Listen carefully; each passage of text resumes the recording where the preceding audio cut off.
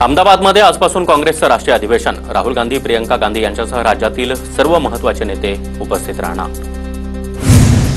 वाढवण बंदरासाठी राज्य सरकारकडून 3000 कोटी रुपये मंजूर। देशातील सर्वात मोठं वाढवण बंदर विकसित होणार। प्रकल्पासाठी 76,220 कोटींचा खर्च येणार। विजय नाहटा यांची शिंदेंच्या शिवसेनेमध्ये घर वापसी। शिंदेंच्या शिवसेनेमध्ये विजय नाहटांना उपनेतेपद दिलं। विजय नाहटा बेलापूर विधानसभेमध्ये अपक्ष लढले होते। 10वी-12वी परीक्षांच्या निकालाच्या दृष्टीनं मंडळाच्या संकेतस्थळाची क्षमता वाढवून सायबर सुरक्षित करा। याबाबत 7 दिवसात अहवाल सादर करा, आशिष शेलार यांचे आदेश। नाशिकमधील 33 न्यायाधीशांची परजिल्ह्यात बदली। नाशिकच्या 7 तालुक्यातील न्यायालयांना देखील नवे न्यायाधीश मिळाले।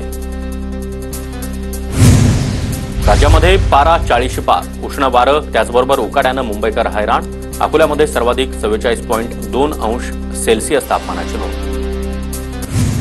नाशिकमध्ये उद्यापर्यंत उष्णतेचा येलो अलर्ट।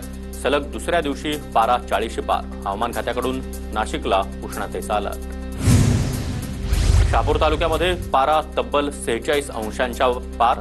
ठाणे जिल्ह्यातील सर्वाधिक तापमान शहापूर तालुक्यात। आरोग्य खात्याकडून नागरिकांना काळजी घेण्याचं आवाहन।